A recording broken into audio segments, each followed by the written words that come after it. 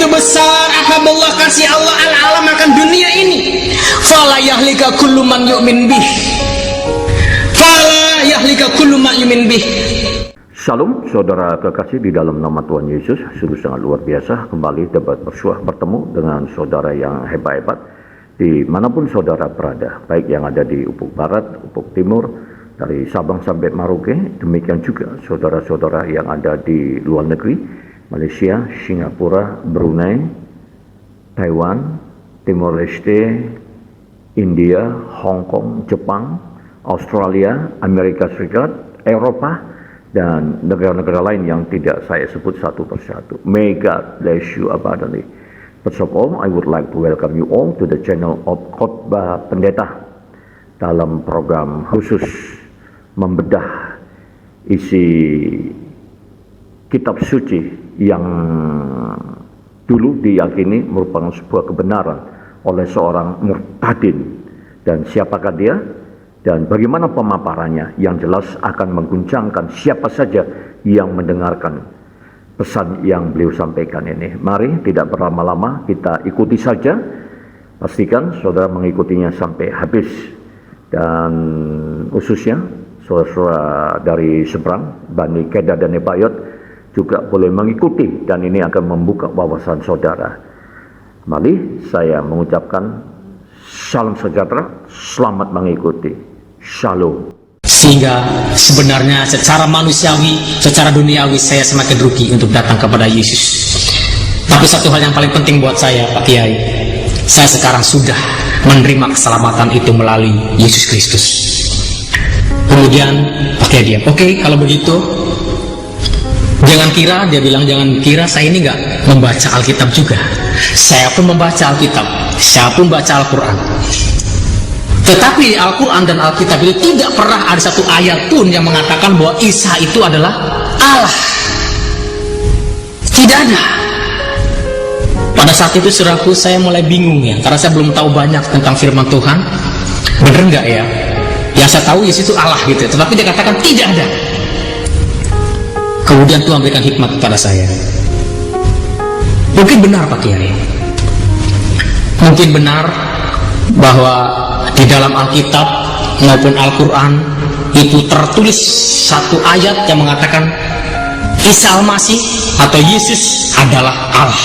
Tuhan memberikan akal budi kepada kita, Tuhan memberikan hikmat kepada kita supaya kita boleh belajar dan memahami akan siapakah Yesus Kristus itu atau siapakah Isa Al-Masih itu. Kemudian saya mulai tunjukkan beberapa ayat yang saya sampaikan kepada mereka. Saya membacakan yang pertama surat yang ke-31, yaitu surat Luqman ayat yang ke-34. Di sana dikatakan indallaha indahu ilmus sa'ah. Indallaha indahu ilmus sa'ah.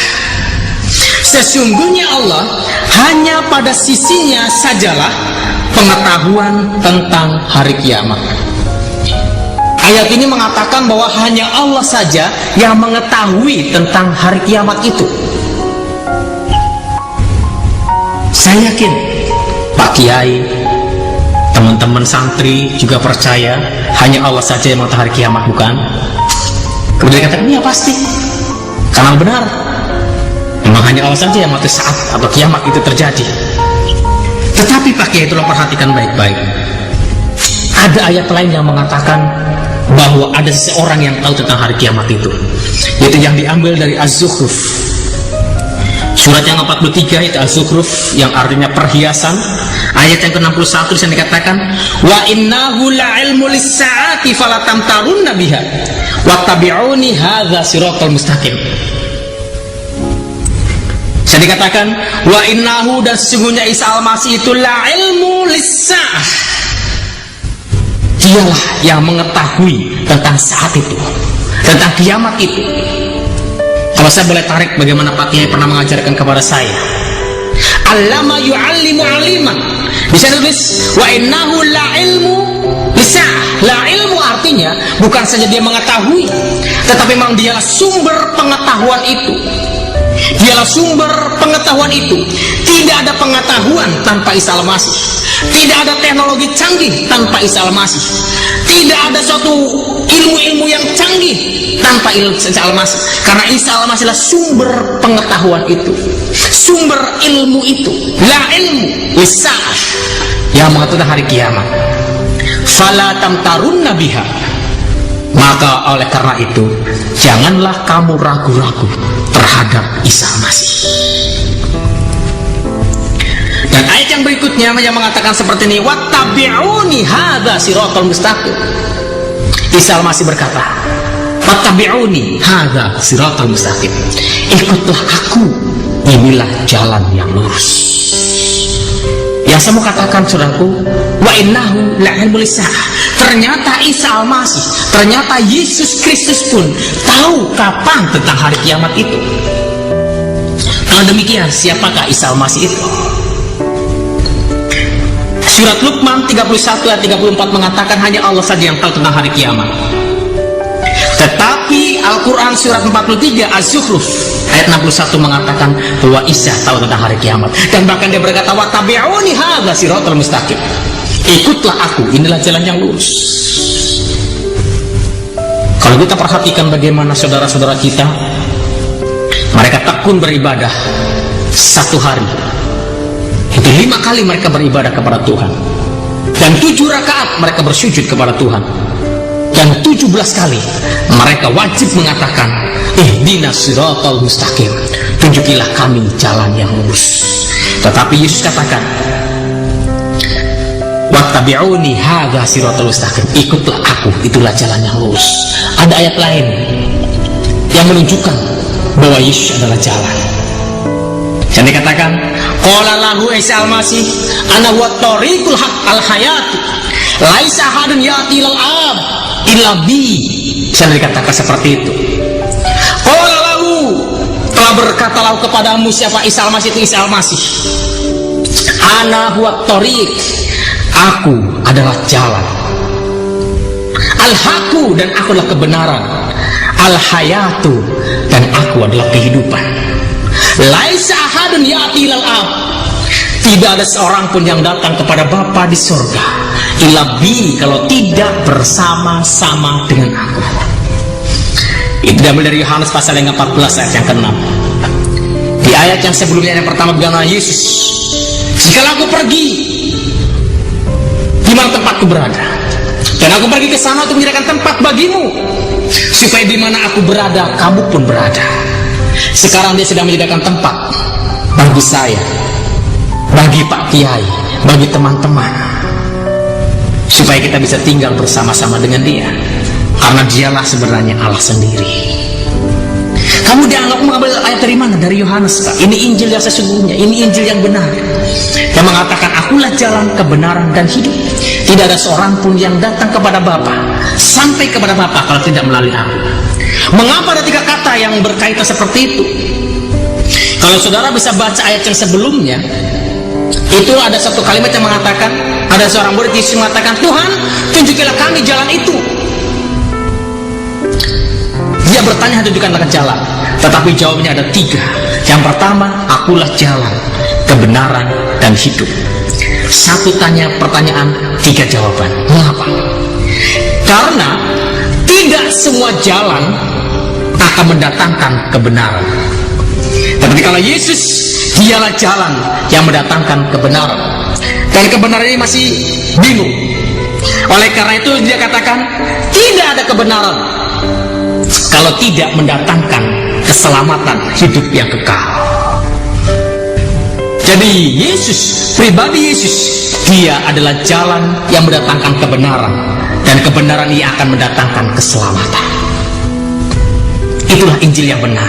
Oleh karena itu saya menjadi percaya, dan saya mau, karena saya yakin dan percaya saat ini pun Isa Al-Masih sedang membuat tempat untuk saya kelak. Kemudian Pak Kiai bilang sama saya, apa yang saudara katakan itu juga tidak benar, karena saudara itu menafsir, tafsiran Anda itu tidak benar. Kemudian saya katakan, Pak Kiai, saya ini nggak menafsir. Pak Kiai dulu pernah mengajarkan kepada saya penafsiran yang mendekati kebenaran, adalah penafsiran bil ma'thur, yaitu menafsirkan ayat yang satu dengan ayat yang lain. Saya hanya memindahkan ke Pak Kiai. Yang satu sisi di surat Luqman ayat 34 mengatakan hanya Allah saja yang tahu tentang hari kiamat. Tetapi surat Az-Zukhruf ayat 61 dikatakan bahwa Yesus pun tahu tentang hari kiamat. Kalau demikian, siapakah Isa Al-Masih itu? Kemudian saya tunjukkan ayat yang berikutnya. Kesaksian yang kedua itu diambil dari surat 95 surat At-Tin, itu buah tin ayat yang ke-8. Di sana dikatakan alaisallahu bi ahkamil hakimin. Alaisallahu bi ahkamil hakimin. Bukankah Allah hakim yang seadil-adilnya? Artinya hanya Allah saja yang akan menghakimi umat manusia seadil-adilnya. Karena kita tahu keadilan di dunia ini tidak pernah adil, karena keadilannya tidak mutlak, karena kebenarannya tidak mutlak. Tetapi kalau Allah yang mengadili setiap umat manusia, dia pasti adil. Jadi hanya Allah saja yang mengetahui tentang yang akan menjadi hakim yang seadil-adilnya. Makin percaya, dan saya yakin dan harus diimani, karena Al-Quran sendiri yang mengatakan bahwa Allah itu sebagai hakim yang seadil-adilnya. Tetapi ada satu ayat lain yang mengatakan ada hakim lain yang dicatat di dalam hadis Sahih Bukhari ayat 1090. Di sana dikatakan la yushikanna ayang zila fikum Isa ibnu Maryam hakaman adlan. La yushikanna, sungguh-sungguh akan datang fikum kepada kamu sekalian Isa ibnu Maryam, Isa putra Maryam, hakaman muksiton, menjadi hakim yang muksit. Nah kalau demikian, siapakah Isa Al-Masih ini? Katanya hanya Allah sebagai hakim. Ternyata Yesus pun, Isa Al-Masih pun menjadi hakim. Kalau demikian, siapakah dia? Kalau tidak cukup Pak Kiai, ada ayat yang lain. Saya akan tunjukkan ayat yang ketiga. Sebenarnya ada beberapa ayat yang menunjukkan dan bisa membuktikan bahwa Yesus itu Allah. Dan kemudian ayat yang berikutnya dari surat Al-Ahqaf, surat yang ke-46, surat Al-Ahqaf, yaitu surat bukit-bukit pasir, ayat yang ke-33. Di sana dikatakan awalam yaro anallaha alladzi khalaqas samawati wal ardh walam ya'ya bi khalqihinna biqadirin ala ayyuhyil mauta bala innahu ala kulli syai'in qadir. Di sana dikatakan awalam yaro anallahu alladzi khalaqas samawati, dan apakah mereka tidak memperhatikan bahwa sesungguhnya Allah yang menciptakan langit dan bumi, dan dia tidak merasa payah karena menciptakannya, kuasa menghidupkan orang mati. Ya bahkan sesungguhnya dia maha kuasa atas segala sesuatu. Jadi hanya Allah saja yang dapat menciptakan langit bumi beserta isinya. Bahkan ada ayat lain yang mengatakan walaupun mereka berpuasa, mereka berseru kepada Tuhan untuk menciptakan seekor lalat pun, mereka tidak akan bisa. Al-Quran berkata seperti seekor lalat pun mereka tidak akan bisa menciptakannya itu. Hanya Allah yang sanggup menciptakan. Dan bahkan di sana dikatakan bahwa hanya Allah saja yang bisa membangkitkan orang yang mati. Hanya Allah yang bisa membangkitkan orang yang mati, karena dialah Khalik, pencipta langit bumi beserta isinya. Dan saya yakin Pak Kiai harus percaya, karena ini Al-Quran. Di dalam surat Az-Zukhruf, surat yang ke-46, yang artinya bukit-bukit pasir, ayat yang ke-33. Tetapi Al-Quran, ayat yang lain juga berkata, siapa lagi yang bisa menciptakan? Ada orang yang bisa menciptakan makhluk hidup, ada lagi orang yang bisa membangkitkan orang mati. Itu satu pribadi. Di dalam surat Ali Imran ayat 49, sana dikatakan wa rasulan ila bani Israil anni qad ji'tukum bi ayati min rabbikum anni akhluqu lakum minat tin ka hayatu tayran fanfukhu fihi fayakunu tayran bi idznillah wa ubri akmahul abrasa wa ukhil mauta bi idznillah. Di sana dikatakan saudaraku wa rasulan ila bani Israel, dan sebagai rasul kepada Bani Israel, yaitu Yesus Kristus, yaitu Isa Al-Masih.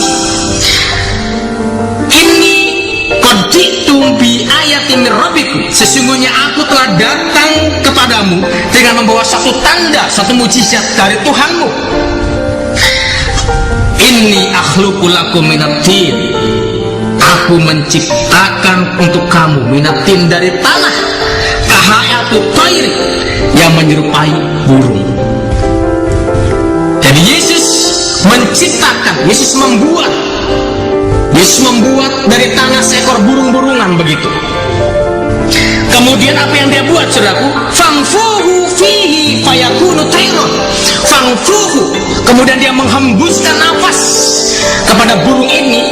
Maka apa yang terjadi? Fayakunu tayron. Maka jadilah burung beneran. Sama seperti dalam surat Yasin mengatakan kun fayakun. Jadi maka jadilah. Dan sama seperti pada saat fangfuhu fihi, pada saat dia menembuskan nafasnya ke dalam burung-burung itu dan burung itu menjadi burung beneran. Tidak cukup sampai di sana, saudaraku. Wa ubriul akmahul abroso. Dan kemudian aku meniupkan, maka ia menjadi seekor burung dengan seizin Allah. Dan aku menyembuhkan orang yang buta sejak lahir dan orang yang berpenyakit sopak, dan aku menghidupkan orang mati dengan seizin Allah. Saudara yang kasih, kalau saudara perhatikan baik-baik bagaimana hanya Allah saja yang dapat menciptakan makhluk hidup. Hanya Allah saja yang bisa membangkitkan orang yang mati. Tetapi ayat atau surat Al-Imran surat yang ke-39 dikatakan bahwa Yesus pun dia dapat menciptakan seekor burung dari tanah dengan seizin Allah. Dia dapat membangkitkan orang yang mati. Dia dapat mencelikkan mata yang buta dengan seizin Allah. Dari ayat ini mengandung trinitas di dalam itu. Mengapa saya katakan? Yang pertama, Yesus menciptakan bentuk burung. Ada karya penciptaan dalam bentuk burung. Dan kemudian yang kedua, ada roh yang harus dihembuskan. Ada roh yang dihembuskan. Kemudian seizin Allah, maka dia menjadi burung yang hidup. Sama seperti Alkitab yang mengatakan, apakah kamu tidak percaya bahwa Bapa dalam aku dan aku di dalam Bapa? Apa yang aku katakan bukan dari diriku sendiri, tetapi Dia yang telah mengutus aku. Dialah yang melakukan pekerjaannya. Jadi apapun yang Yesus lakukan, apapun yang Yesus ucapkan, itu harus seizin Allah. Karena Dialah firman Allah. Tidak mungkin firman itu keluar tanpa izin dari Allah sendiri yang memiliki firman itu. Tidak ada mengandung trinitas di dalam itu. Jadi kalau demikian, siapakah Isa Al-Masih itu? Udah mereka mulai diam. Mereka mulai diam. Pak Kiai, jangan bingung. Ada satu berita sukacita yang saya akan mau sampaikan kepada Pak Kiai. Ada satu ayat yang sangat indah yang Pak Kiai harus dengar. Dan dikatakan hakadza ahaballahu al-alam hatta badala ibnihi al-auhid fala yahlika kullu man yu'min bih bal takunu hayatan abadiyah. Ada satu ayat yang begitu indah, ada satu ayat yang begitu bagus. Mengapa? Hakadza ahaballahu al-alam. Karena begitu besar ahaballah, kasih Allah al-alam akan dunia ini. Fala yahlika kullu man yu'min bih. Fala yahlika kullu ma yumin bih hatta badala ibnihi, sehingga Allah mengaruniakan anaknya al-auhid yang tunggal. Ada maksud, ada tujuan Allah memberikan anak yang tunggal itu. Fala yahlika kullu man yumin bih, supaya setiap orang yang percaya kepada Dia binasa, bal takunu hayatul abadiyah, melainkan beroleh hidup yang kekal. Jadi kalau Pak Kiai mau hidup yang kekal, Allah telah memberikan kasih kepada kita. Kalau Pak Kiai mau mendirikan hidup yang kekal, maka kita harus percaya kepada Isa Al-Masih. Oleh karena itu, saya boleh mengerti dan saya boleh percaya menjadi anak Yesus Kristus. Karena dengan demikian, dengan kekuatan saya sendiri, saya boleh sampai ke surga. Mengapa pasti masuk surga? Mengapa begitu yakin? Mengapa Yesus berani katakan hanya melalui aku masuk surga itu? Kan di bawah kolong langit tidak ada nama lain yang olehnya kita dapat diselamatkan, kecuali hanya ada di dalam nama Yesus Kristus. Mengapa seperti ini? Mengapa tidak ada nabi-nabi lain yang mengatakan kalau ikut aku masuk surga? Tidak ada. Dari Nabi Adam sampai Nabi akhir zaman, sampai Nabi Muhammad, tidak ada satu kata pun yang mengatakan kalau kau ikut aku pasti masuk surga. Hanya Yesus Kristus, hanya Isa Al-Masih yang bisa menjamin dan berani mengatakan, ikutlah aku. Akulah jalan yang lurus. Akulah jalan kebenaran dan hidup. Mengapa? Ada jawabannya di dalam Alkitab. Saya katakan pada Pak Kiai, di dalam Yohanes pasal yang ketiga, Yohanes pasal yang ketiga ayat yang ke-13. Yohanes pasal yang ketiga ayat yang ke-13. Demikianlah firman Tuhan. Tidak ada seorang pun yang telah naik ke sorga selain daripada Dia yang telah turun dari sorga, yaitu Anak Manusia. Mengapa Yesus dapat menjamin pasti masuk sorga? Karena Dialah satu-satunya orang yang berasal dari sorga. Dialah satu-satunya pribadi yang berasal dari sorga. Sehingga kalau kita mau ke sorga tidak pernah kesasar. Amin. Tidak pernah kesasar. Kenapa? Karena satu-satunya Dia yang berasal dari sorga. Nabi Muhammad jelas dari mana asal usulnya. Nabi Adam mungkin yang pertama kali yang Allah ciptakan. Tapi Nabi Adam dia merusak dirinya dengan dosa-dosanya. Nabi Idris, Nabi Nuh, Nabi Hud, Nabi Soleh, Ibrahim, Ismail, Ishak, Yusuf, semua nabi-nabi, semua ada asal mulanya.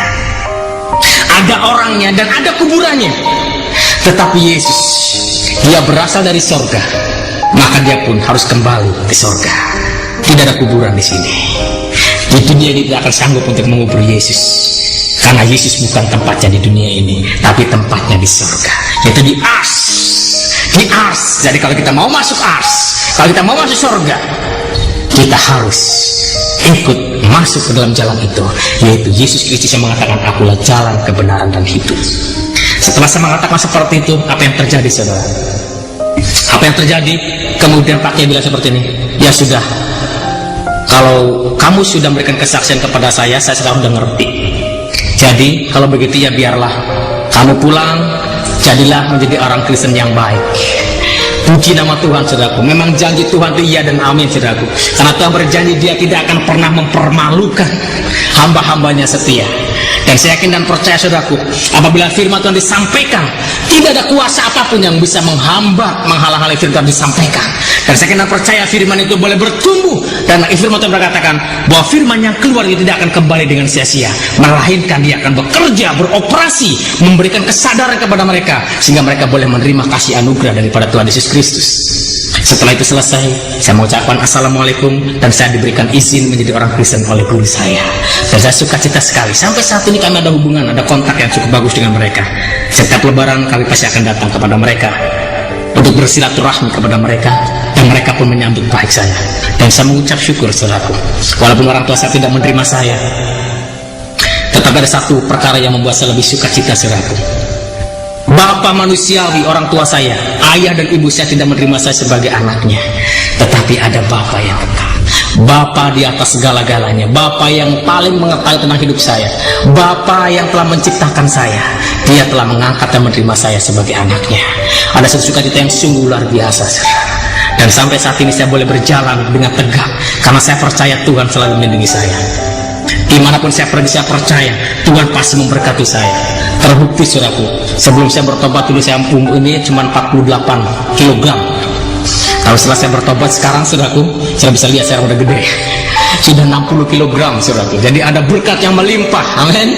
Ikut Yesus, pasti akan diberkati. Amin. Haleluya, saudara kasih. Apa yang terjadi setelah itu, saudaraku? Saya sungguh diberkati oleh Tuhan. Dulu saya membenci orang-orang si mata sipit, saudaraku. Dulu saya paling jijik melihat si mata sipit karena babinya. Tapi heran Tuhan ubahkan, saya boleh mengasihi mereka dengan sukacita. Saya boleh menyambut mereka dengan sukacita. Yang lebih heran lagi, saya sekarang paling suka makan babi, saudaraku.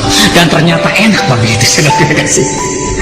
Apalagi si mata sipit yang masih aku sedap sekali, babi kecapnya itu sedap sekali, apalagi di sate, wah enak, saudaraku, enak, saudaraku. Tetapi saya mau katakan kepada saudara, bagaimana Tuhan begitu mengubahkan saya, yang tadi saya penakut, pendiam, yang tidak punya pengharapan, tapi Tuhan ubah menjadi manusia yang punya pengharapan yang pasti, karena Yesus ada bersama dengan kita. Setelah itu apa yang terjadi, saudaraku? Memang tuh firman Tuhan itu iya dan amin. Setiap firman yang keluar tidak akan kembali dengan sia-sia. Pada saat aku ada di rumah, saudaraku, saya kaget ada teman saya yang dengar percakapan saya dengan Kiai. Dia ketuk pintu, assalamualaikum, waalaikumsalam.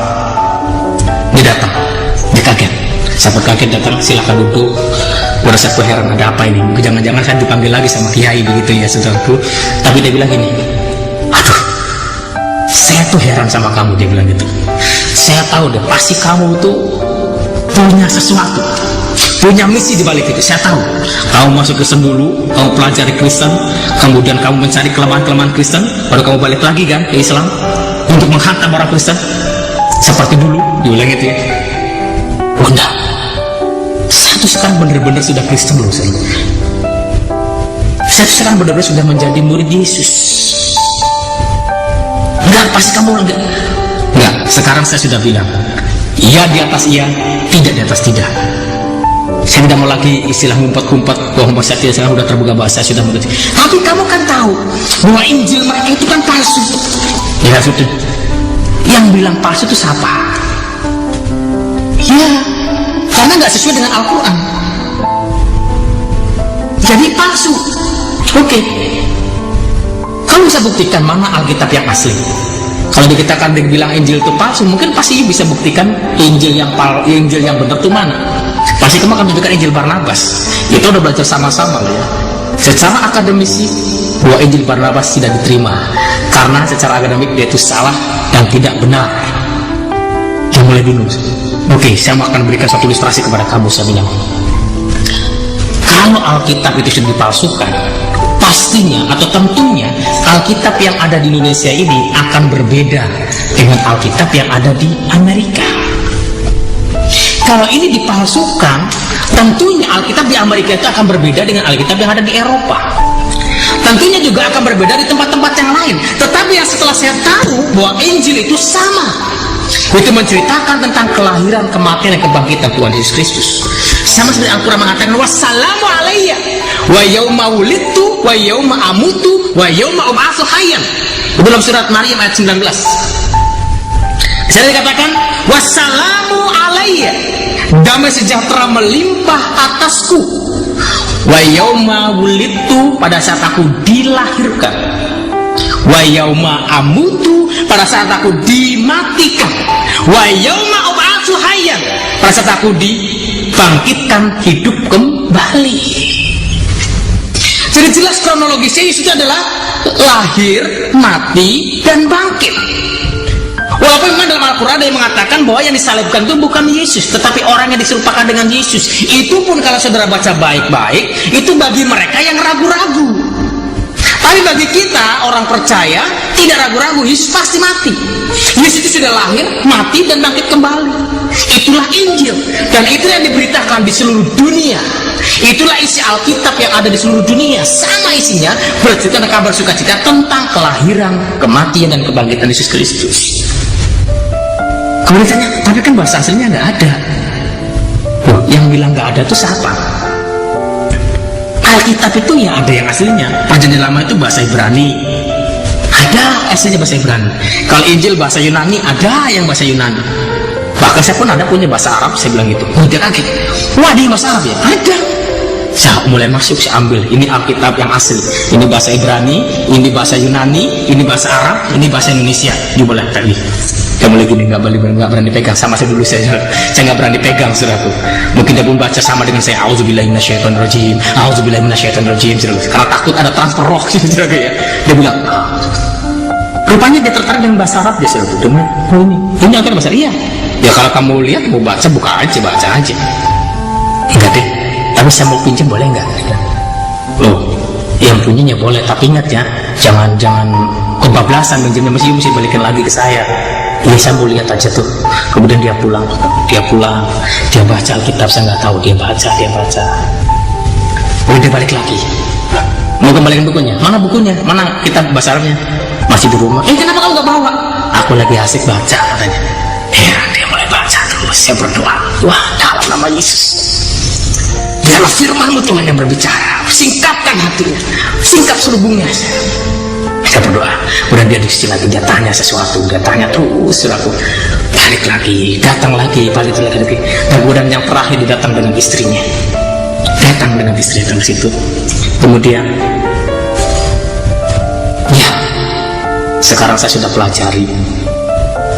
Sekarang apa yang harus saya lakukan untuk menjadi murid Yesus? Pada saat mendengar kata itu, saudaraku, saya tersentak, terharu, campur sukacita. Oh, Tuhan itu ajaib. Tuhan itu luar biasa. Firman-Nya dapat mengubahkan orang yang keras apapun, bisa diubahkan dengan kuasa firman. Dan kemudian saya kasih firman Tuhan yang ada di dalam Roma pasal yang ke-10. Saya katakan kepada dia, Roma pasal yang ke-10 ayat 9 disebut, itu yang harus kamu lakukan. Roma pasal yang ke-10 ayat yang ke-9 dan ayat yang ke-10. Demikianlah firman Tuhan, sebab jika kamu mengaku dengan mulutmu bahwa Yesus adalah Tuhan dan percaya dalam hatimu bahwa Allah telah membangkitkan Dia dari antara orang mati, maka kamu akan diselamatkan. Karena dengan hati orang percaya dan dibenarkan, dan dengan mulut orang mengaku dan diselamatkan. Inilah syahadat tainnya orang Kristen. Orang Islam punya syahadat tain, asyhadu alla ilaha illallah wa asyhadu anna Muhammadar Rasulullah. Tetapi Kristen punya syahadat sama dua. Yang pertama, sebab jika kamu mengaku dengan mulutmu bahwa Yesus adalah Tuhan. Jadi sekarang mulutmu masih mengaku, masih syahadat, masih ada pengakuan bahwa Yesus bukan sekedar nabi, Yesus bukan sekedar rasul, Yesus bukan sekedar guru, Yesus bukan sekedar yang lainnya, tapi Yesus adalah Tuhan. Dengan lisan kamu harus mengakui bahwa Yesus adalah Tuhan. Dengan hati, di kalbi kamu harus percaya bahwa Allah telah membangkitkan Dia dari antara orang mati. Ada jaminan di sana, maka kamu akan diselamatkan. Kemudian dia mulai gemetar, dia mulai menangis. Itu yang terjadi. Dan kemudian saya berdoa, saya bimbing dia berdoa. Istrinya dengan istrinya berdoa. Dia mengaku, mereka berdua mengaku dosa-dosanya, dan kemudian mereka mau menerima Yesus sebagai Tuhan dan Selamat pribadi mereka. Dan saudara boleh berdoa untuk dua hamba Tuhan ini. Sekarang dia sedang belajar tentang kebenaran firman Allah, dan saya yakin dan percaya Tuhan akan pakai mereka berdua di akhir zaman ini dengan dahsyatnya, akan dipenuhi dengan tanda-tanda dan karunia-karunia, sehingga nama Tuhan diagungkan, dipermuliakan melalui keluarga ini. Oleh karena itu saudara yang kasih, apalagi yang harus kita buat? Jikalau pada saat ini saudara sedang melihat dan di program ini, saudara tersentuh, saudara diberikan pengertian oleh Tuhan siapakah Yesus itu, atau saudara tidak mengerti, tidak begitu menangkap dan tidak begitu jelas, maka saudara boleh bertanya kepada kami.